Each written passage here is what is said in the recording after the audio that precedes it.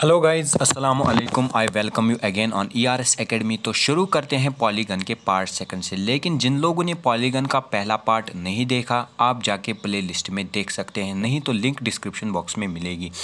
एक बार फिर से रिवाइज़ करेंगे हमने क्या क्या पढ़ा है, क्या क्या सीखा है हमने। एक तो हमने सीखा है sum of all interior angles is equal to n-2 into 180। अगर हमें एक इंटीरियर एंगल फाइंड करना होगा तो हम क्या लिखते हैं, n-2 into 180 degree divide by n, wire n is the number of sides. अगर हम ट्रायंगल की बात करेंगे तो जितने साइड्स हैं उतने एंगल्स भी होते हैं। इसी तरह अगर हम क्वाड्रिलेटरल की बात करेंगे, क्वाड्रिलेटरल में 4 साइड होते हैं, 4 एंगल्स भी बनते हैं। तो कहने का मतलब ये है कि उतने ही तो एंगल्स होते हैं जितने के साइड्स होते हैं। तो उसी से डिवाइड करने के बाद हमारे पास क्या निकल के आता है, एक इंटीरियर एंगल।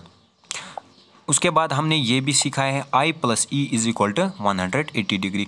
बिकॉज ये लाइन पे आते हैं तो लाइन पे जितने एंगल्स होते हैं उनको बोलते हैं लीनियर पेयर ऑफ एंगल्स, वो किसके बराबर होते हैं, 180 डिग्री। अगर हम किसी भी पॉलीगॉन को लेंगे, उसकी साइड जब हम एक्सटेंड करते हैं तो क्या मिलता है, एक एक्सटीरियर एंगल। फिर ये I + E is equal to 180 degree.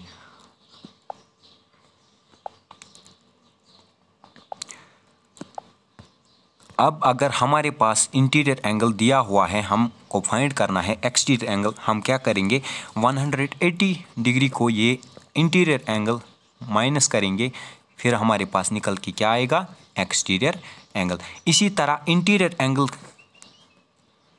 कैसे निकालेंगे, 180 माइनस E, यानी कि एक्सटीरियर एंगल हमारे पास दिया हुआ होगा तो हमको क्या करना है, इंटीरियर एंगल फाइंड करना है, तो हम लिखेंगे 180 माइनस एक्सटीरियर एंगल, हमारे पास निकल के क्या आएगा, इंटीरियर एंगल।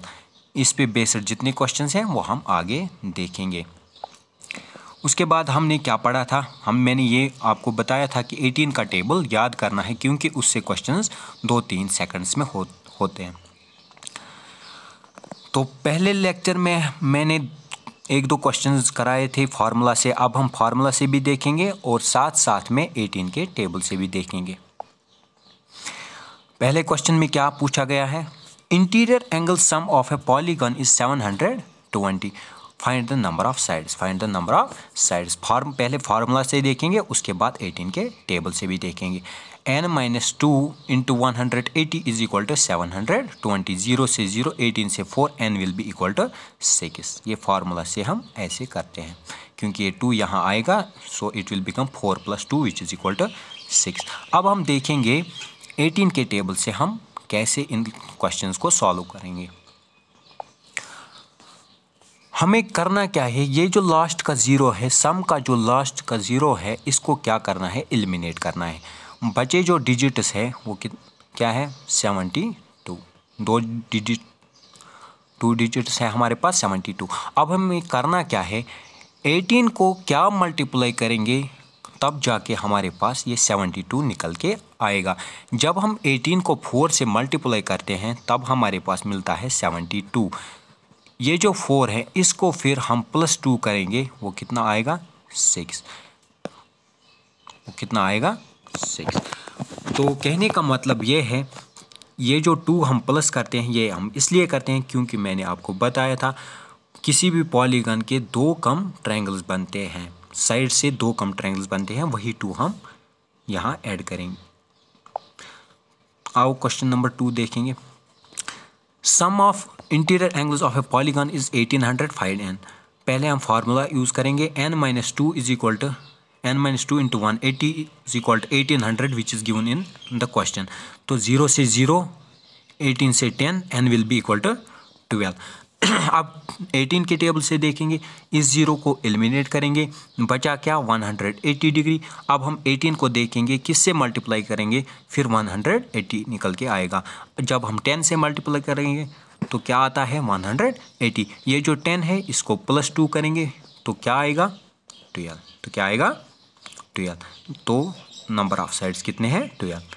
क्वेश्चन नंबर 3 देखेंगे।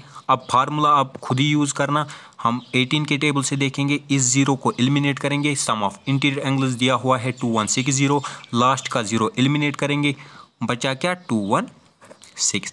अब हम देखेंगे 18 को क्या मल्टीप्लाई करेंगे, हमारे पास निकल के 216 आएगा।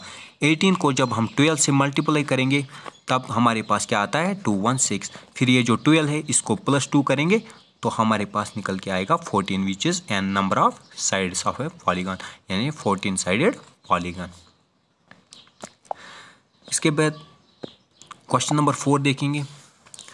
Each interior angle of A polygon is 120 degree, find the number of sides. Find the number of sides. पहले हम फार्मूला का यूज़ करेंगे जो हमने पढ़ी है, n-2 into 180 divide by n किसके बराबर होता है, एक इंटीरियर एंगल के बराबर होता है, वो गिवन है 120। 120 0 से 0 कटेगा, 6 2 से 6 3 से। अब ये 2n यहाँ आएगा, 2 इंटू n, यहाँ पे आएगा ये 3 into n, 3n minus 3 into 2 which is 6। तो हमारे पास क्या आएगा, ये n यहाँ आएगा तो 3n minus 2n which is n will be equal to, ये 6 वहाँ जाएगा, सो n will be equal to 6। n will be equal to 6। लेकिन हम करेंगे क्या, इससे नहीं करेंगे, हम क्या करेंगे, हमने देखा है इससे पहले I plus E is equal to 180 degree. तो इंटीरियर एंगल दिया हुआ है 120, एक्सटीरियर एंगल क्या होगा 180 minus 120 which is equal to 6। तो हमारे पास एक्सटीरियर एंगल निकल के आ गया 60। हमने फार्मूला एक पढ़ी, for exterior angle sum will be equal to 360, sum of all exterior angles will be equal to 360। अगर एक एक्सटीरियर एंगल हमें चाहे तो हम क्या करते हैं, 360 डिवाइड बाई करते हैं उस एक्सटीरियर एंगल से, विच इज़ इक्वल टू 60। तो 0 से 0, 6 से 6, so n will be equal to 6। इससे ये क्वेश्चन हम 2 सेकंड्स में फाइंड कर रहे हैं। इसके बाद एक और क्वेश्चन देखेंगे, question number 5। Interior angle is 168, find n। अब हम इसी फार्मूला से यही फार्मूला यूज़ करके हम फाइंड करेंगे। अगर इंटीरियर एंगल 168 है तो हम 180 में से 168 माइनस करेंगे तो हमारे पास एक्सटीरियर एंगल निकल के आएगा 12। इसी 12 को जब हम 360 को डिवाइड करेंगे 12 से तो हमारे पास निकल के आएगा number of sides which is equal to 30। इसके बाद एक और क्वेश्चन देखेंगे, interior angle exterior angle divide by interior angle, ये रेशियो दिया हुआ है क्वेश्चंस में 1:4, यानी exterior angle is to interior angle is given by 1:4, यानी कि ये जो लाइन पे एंगल बनते हैं इंटीरियर और एक्सटीरियर, इसका रेशियो दिया हुआ है कितना 1:4। हमको पता है इंटीरियर प्लस एक्सटीरियर किसके बराबर होता है 180 डिग्री के बराबर होता है, यानी कि एक्सटीरियर का एक पार्ट और इंटीरियर के 4 पार्ट मिलाने पे ये 180 डिग्री है। तो कहने का मतलब ये है इंटीरियर के 4 पार्ट 180 डिग्री में से 4 पार्ट किसके हैं इंटीरियर के, और एक्सटीरियर का एक पार्ट है, कुल मिला के 5 पार्ट्स में ये डिवाइड हुआ है। तो हम इसी 5 से पहले डिवाइड करेंगे ताकि हमारे पास वो एक पार्ट निकल के आएगा विच इज़ एक्सटीरियर एंगल। तो किसके बराबर आएगा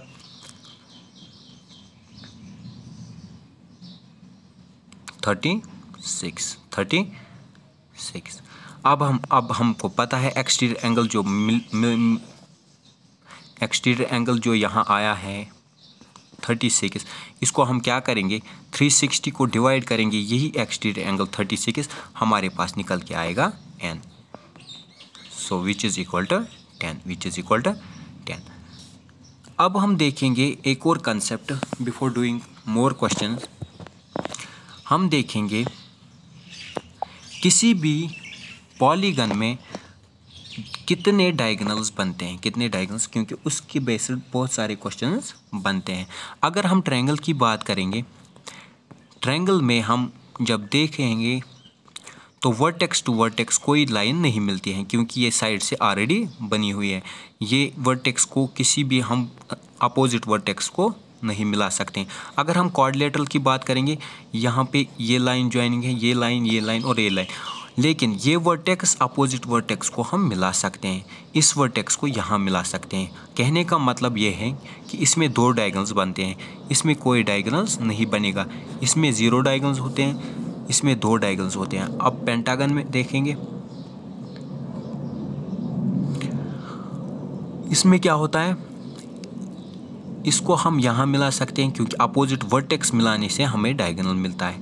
इसको यहाँ मिला सकते हैं, इसको यहाँ और इसको यहाँ, यानी कि कहने का मतलब ये है कि इसमें 5 डायगोनल्स बनते हैं। अगर आप यहाँ देखेंगे, ये मतलब एक सीरीज़ बनती है, इसमें 0 होते हैं, इसमें 2, इसमें 5 होते हैं, यानी कि इसको +2 करते हैं तो ये 2 बनता है दूसरे, यानी क्वाड्रिलेटरल के 2 डायगोनल्स होते हैं।